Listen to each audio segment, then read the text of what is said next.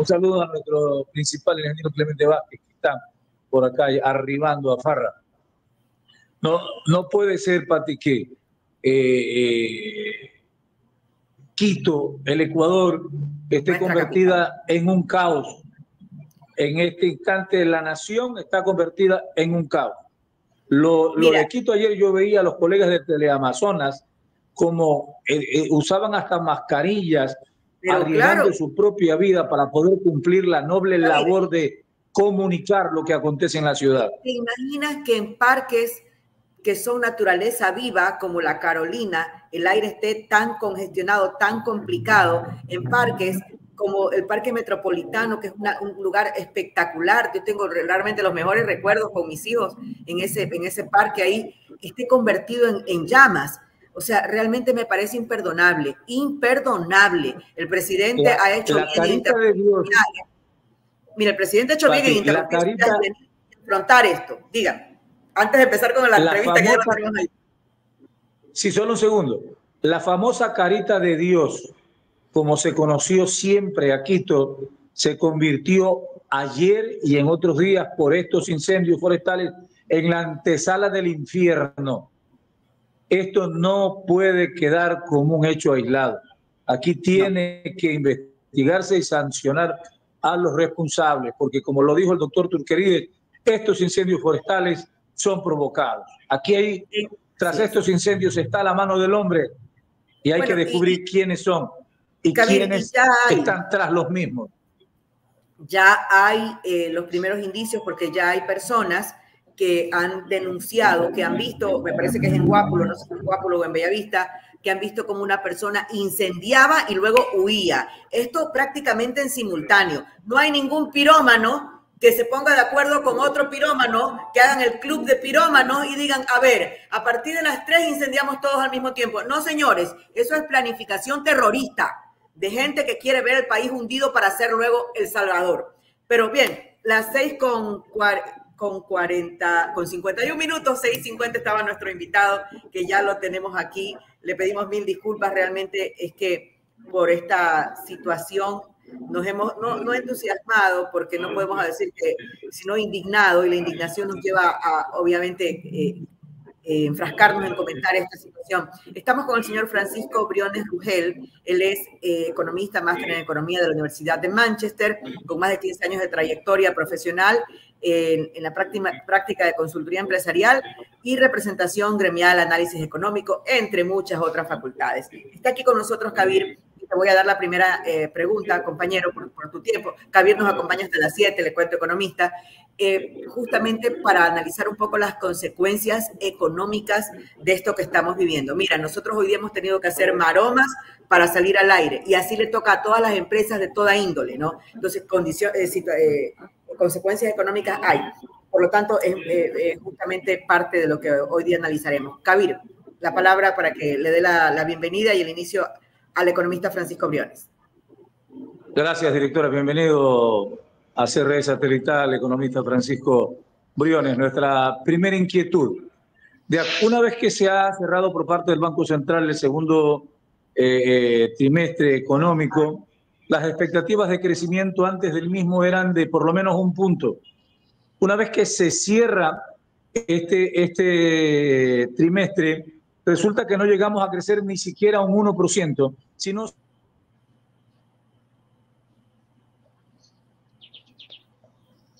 Se nos congeló ahí, Kabir. Kabir. A ver, un 1%, hasta ahí te quedaste. Perdón, a 1%. Es decir, la expectativa era crecer el 1%. Y resulta que al cerrar el balance, crecemos menos del 1%, 0.9.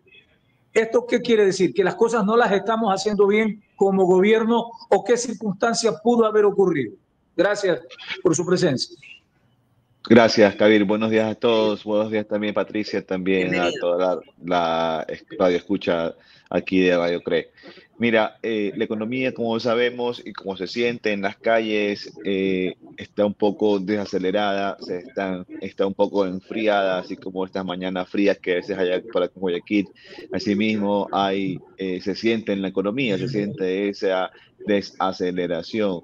Lo que tú reportas es correcto, hay una previsión de crecimiento y uno podrá decir, bueno, al final del día, si se crece positivo es un crecimiento, pero el tema aquí es que entre más crece la economía, más posibilidades hay de generación de empleo, más posibilidades de aumentar los ingresos hay para las personas. Una economía que no crece, no incrementa empleo, no incrementa el ingreso a las personas. Y aunque no se han visto todavía los resultados que tú mencionas del crecimiento económico, del PIB, del segundo trimestre o del tercer trimestre, prácticamente que estamos cerrando ya mismo en estos días, pues lo que sí se ha visto son los reportes de las empresas sobre sus ventas y allí se ve como en acumulado hasta el mes de julio, el periodo enero-julio, en todos esos 7 meses, las ventas este año han sido aproximadamente 1 o 2% menores que las del año pasado en el mismo periodo. Entonces, definitivamente ahí hay una desaceleración, hay una restricción al consumo, consecuencia de varios asuntos, ¿no? El tema energético, sin lugar a dudas, que es el coyuntural, el tema de la seguridad, el tema también de la falta de acceso a crédito. Este año ha estado complicado, un poco más difícil acceder a crédito, por ejemplo, y eso también limita el consumo, entre algunas otras cosas más que no han permitido que la economía logre retomar ese crecimiento que tuvo allá por el año 2020-2021 de aproximadamente 5% anual. Kabir, 6:55 minutos. Kabir, no sé si nos estás recibiendo bien. Kabir, ¿ahí nos escuchas? Hello. Bueno. Sí. ¿Hubo algún problema con la conexión? ¿Qué debería hacer el gobierno en el manejo económico para mejorar la situación económica? ¿Qué pasos hay que dar en ese sentido para alcanzar por lo menos estas metas minúsculas de crecimiento que inicialmente teníamos? Mira, yo creo ahí que, como te decía, uno de los principales problemas que está teniendo actualmente la economía es el tema de la liquidez, es el tema de acceso a dinero, ¿verdad? Y eso lo vemos tanto por el lado del gobierno, que sabemos que es complejo para el gobierno acceder a financiamiento, a préstamos para poder financiar sus gastos, debido a un sinnúmero de problemas que ha tenido a lo largo de los últimos años, pero también lo vemos en el sector privado. Vemos que tanto los consumidores como los emprendedores, las empresas, tienen condiciones más complejas en este año para acceder a crédito y no acceder a crédito te impide en el lado de las empresas, por ejemplo, que importes o traigas o compres más insumos para producir más, por ejemplo, generar más stock para vender más, y por el lado de las personas de tener un recurso para, ya sea para emprender o ya sea para también consumir. Entonces, el primer punto que yo quisiera resaltar es el tema del financiamiento, el tema del acceso a crédito, y allí hay bastante por hacer por parte de las autoridades, no solo del Ejecutivo, sino también las que tienen que ver con el tema financiero en el Banco Central, en la Junta Monetaria, en la Junta Financiera, entre otros, en la Superintendencia de Bancos, entre otros, para poder lograr este propósito de que más gente acceda a crédito, más compañías accedan a crédito y contar con este flujo importante de recursos. Tati, si me permites la última pregunta, porque ya me están llamando también por acá. Sí, no seas maldita. Economista Briones, está por inaugurarse el puerto de Chancay, en Perú. Inversión china, inversión privada de más de 4.000 millones de dólares de sectores ajenos al Estado peruano. ¿En qué medida el puerto de Chancay va a afectarnos a nosotros, no solo en el funcionamiento de nuestros puertos, sino en el aspecto económico? ¿En qué medida Chancay puede repercutir en la economía ecuatoriana? Bueno, Puerto Chancay es uno de los puertos que apunta a ser de los más grandes y de mayor volumen de tráfico aquí a nivel regional. Sabemos que Perú está aquí al lado nuestro en el sur, y lo que suele pasar en en las economías mundiales alrededor del mundo cuando tienes un puerto cercano es que tu mercadería busca ese puerto cercano, sobre todo si le da mejores condiciones, si le da mejores precios, si es más competitivo. Vamos a ver qué pasa, pero sobre todo, quizás pudiera pasar de que los productos, las empresas que elaboran en el austro, al sur del país, allá por Loja, por Zamora, puede ser que entonces empiecen a buscar la opción o a valorar la opción de transportar, exportar o importar productos a través de ese puerto que queda más allá, cercano hacia el norte de Perú. Por otro lado, también creo que eso abre la oportunidad y te muestra y es un indicador de cómo el Latinoamérica, la región, es un puerto y es un punto de acceso, de enlace importante para el mundo, y Ecuador también debiera estar interesado en ese tipo de inversiones que buscan traer más mundo al Ecuador, que buscan ampliar los Ay, Dios horizontes mío. económicos, que buscan generar más oportunidades también de comercio, de empleo, de producción para el país. Economista, a ver, primero, eh, nosotros ya lo vivimos, es decir, cuando Perú empezó hace 20 años atrás, claramente hace 20 años atrás, un poco más, tal vez antes, a dar condiciones mucho más favorables, ¿no? Para los empresarios. Hubo empresas de aquí, industrias de aquí que se fueron a Perú, se cambiaron allá. Es decir, ahora este es como un nuevo proceso, ¿no? Todo lo que usted dice, las mismas empresas de aquí, en vez de buscar el puerto de Guayaquil o de Manta o de Puerto Bolívar, buscarán seguramente este puerto que quién sabe qué facilidades con semejante inversión y con semejantes clientes como es nada más y nada menos que la carga china, porque hasta el presidente de allá va a venir para la inauguración de estos puertos. Entonces, o sea, ya lo vivimos y es muy probable que nosotros mismos, obviamente la empresa privada busque lo que le conviene. Entonces, nosotros mismos disminuyamos nuestra actividad portuaria en el Ecuador. Ahora, ¿cómo atraer esa inversión que usted dice en los puertos? O sea, por eso me cogió la cabeza, porque ¿cómo atraer esa inversión a los puertos ecuatorianos que tienen problemas de calaje, que tienen problemas de seguridad? ¿Cuánta contaminación hay en nuestros puertos?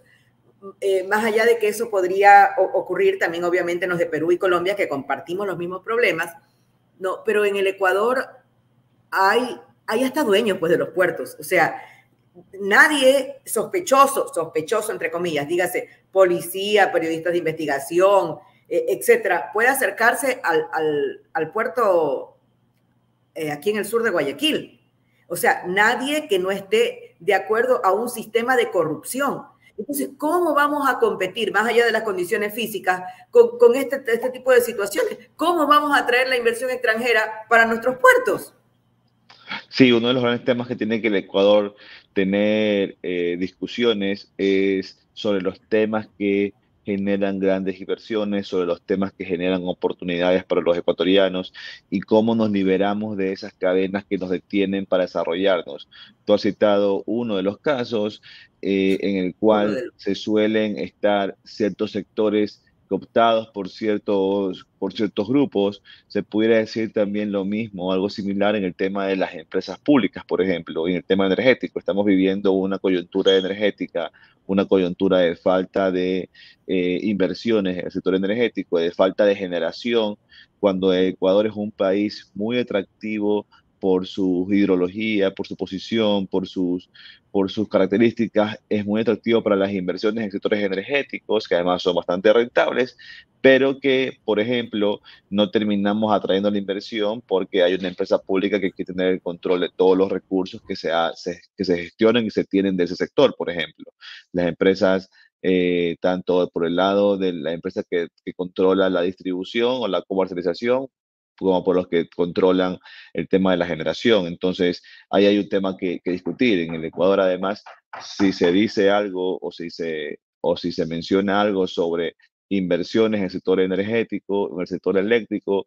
Luego también se acusa de privatizaciones. En el tema de los puertos seguramente sería lo mismo. Entonces, hay un sinnúmero de asuntos que, por ejemplo, en el Ecuador, un sinnúmero de mercados, en el Ecuador ni siquiera, siempre digo yo, podemos tener el debate ni la discusión, porque en el momento en que se plantean los temas, entonces empiezan los intereses políticos, los intereses oscuros, los intereses mafiosos, de corrupción también, a moverse alrededor de la discusión política, de la discusión técnica, y empezar, por ejemplo, con acusaciones de tipo de privatización o que se hacen negociados. Ya vemos cómo ahorita se están acusando, por el amor de Dios, necesitamos producción, necesitamos generar energía para poder abastecer a nuestros hogares, a nuestras empresas, a nuestro sistema productivo, pero luego hay quienes acusan o dicen que inclusive se está generando apagones de forma deliberada o a propósito para generar un negocio a un tercero. Dios mío, y eso es Eso producto sería. de lo que es el Ecuador. Eso es el Ecuador, no se puede discutir.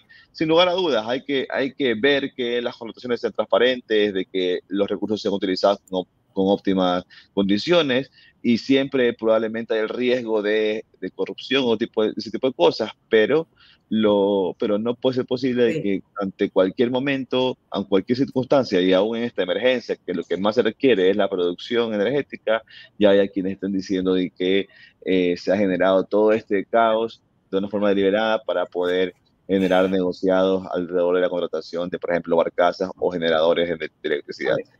Vamos a separar el tema, porque yo creo que si se llegase a comprobar una cosa de este tipo, que, por ejemplo, todo este problema energético es causado por intereses económicos, ya no estaríamos hablando de una clase política ineficiente, ni siquiera una clase política corrupta. Ya estaríamos hablando de una clase política desquiciada, ¿no? Que lleva al país al abismo a propósito con tal de guardarse unos dólares en sus bolsillos. Ya, yo creo que ya, o sea, sería un problema de salud mental pública a nivel ya generalizado, a nivel político, y ya estaríamos hablando como que de otras ligas. No dudo que haya dentro de la clase política quien se quiera favorecer de esta desgracia, ¿no? Que es producida no por el descuido de un gobierno, sino por el descuido de muchos gobiernos a lo largo de muchos años, ¿no? Y por la mala inversión, con quien sabe qué cálculos políticos y económicos de los últimos que invirtieron, en este caso, en el tema hidroeléctrico, ¿no? Que se les dijo, se les advirtió, por poner un ejemplo, en Coca-Cola Sinclair, que no era el lugar para construir ahí, pero no importa, ahí construyeron, ¿no? Aunque se le haya ido al país 3.000 millones, aunque no tengamos la energía necesaria, aunque toda la obra esté mal hecha, aunque no nos reconozcan garantía, etcétera, allí la hicieron.